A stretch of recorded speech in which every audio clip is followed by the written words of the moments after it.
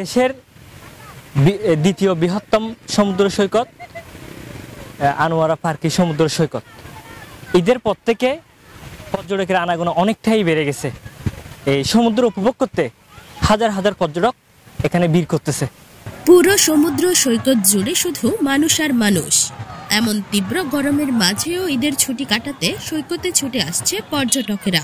বাংলাদেশের দ্বিতীয় বৃহত্তম এই পার্কে সমুদ্র সৈকত ঘুরে দেখা যায় চট্টগ্রাম সহ দেশের বিভিন্ন জায়গা থেকে নানান প্রকারের যানবাহন করে আসছেন পর্যটকেরা।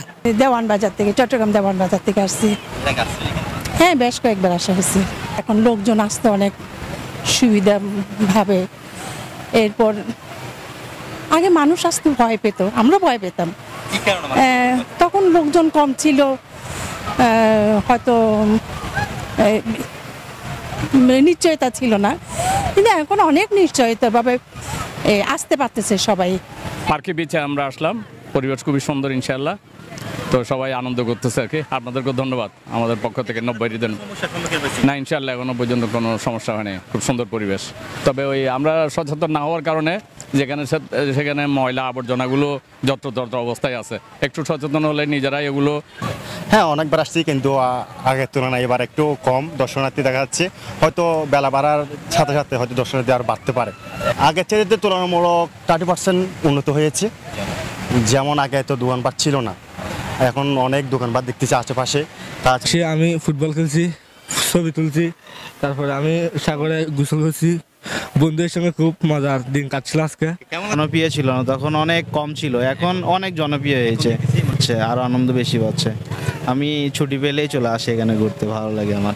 পর্যটকেরা বলেন, এই পার্কে সমুদ্র সৈকতে এসে আমাদের অনেক ভালো লাগে, সেজন্য সুযোগ পেলেই এখানে আসা হয়। আনোয়ারা পার্কে সমুদ্র সৈকতে অভিযোগ করার কোনো কমতি নেই। পর্যটকেরা বলেন, সৈকতে মোটরসাইকেল সহ বিভিন্ন গাড়ির চলাচলের ফলে আমরা খুব বিব্রতকর পরিস্থিতিতে আছি। নির্বিঘ্নে সৈকতে হাঁটতে পারছি না। এছাড়া পর্যাপ্ত নিরাপত্তা, লাইটিং এবং আবাসিক হোটেলের ব্যবস্থা করা হলে পর্যটক আরো বৃদ্ধি পাবে বলে জানান পর্যটকেরা। এগুলো হচ্ছে আসলে আমাদের অনেক সমস্যা দেখা যায় বিচে যেগুলো চলে, মানুষ এই হাঁটা চলায় মানুষ আসছে একটু রিফ্রেশ করার জন্য, মন রিফ্রেশ করার জন্য। এই ক্ষেত্রে যদি মানুষ আপনি হাঁটতেছেন, একটা অন্য মস্তিষ্কে হাসতেছেন, এটা হলো কি আপনার পিছনে গাড়িটা চলে আসছে। এই ক্ষেত্রে মানে আমাদের মানে একজন যে কোনো একটা সমস্যা হয় দেখা যায় আর কি, আপনার মধ্যে একটা ভিতরে একটা সমস্যা দেখা যায়, যেটা আপনি যে অনুভবটা করতেছেন, যে ফিলটা আপনি নিতে পারতেছেন, ওই ফিলটা তখন মানে হারাই যায় যে পিছনে একটা দুর্ঘটনা আছে। মনিটরিং করতে হবে আর কি, যাতে কেউ ময়লা আবর্জনাগুলো যাতে যত ফেলতে না পারে, ওইটার জন্য আর প্রয়োজনে জরিমানার ব্যবস্থা করতে হবে। লোকেশন চেঞ্জ হয়েছে, অনেক দোকানপাট এগুলো নিচে ছিল না, উপরে ছিল, এগুলো নিচে আসছে এবং পরিবেশও মোটামুটি ভালো। যাই হোক, মোটামুটি জায়গাটা অনেক ভালো। তো ভালো কিছু হোটেল হতো, খাওয়ার একটু ভালো হতো, আর আপনার যদি মানে কিছু পাওয়া যেত প্রোডাক্ট নিয়ে যাওয়ার মতো, এগুলো ভালো। এগুলো দোকানগুলো নাই এখানে, এবং বসার সিট অনেক কম, এগুলো আরও অনেক দরকার ছিল। সবাই এখানে আসার আগ্রহী।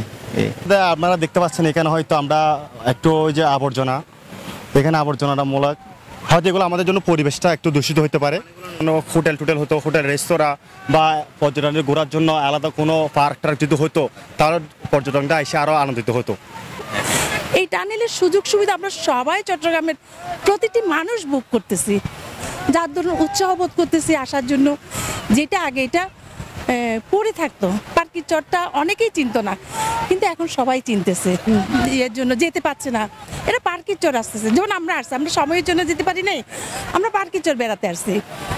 অর্থাৎ কক্সবাজারের কিছু তো এসেন্স পাচ্ছি আমরা এইটাতে। আমরা না, এইটার জন্য কিন্তু আমরা প্রতি মুহূর্তে ভয়ে আছি আমরা চলাচলের জন্য। এই যে আমি প্রতি মুহূর্তে আমার মেয়েকে বলতেছি এই সরো, হ্যাঁ, এইটা কিন্তু সমস্যা।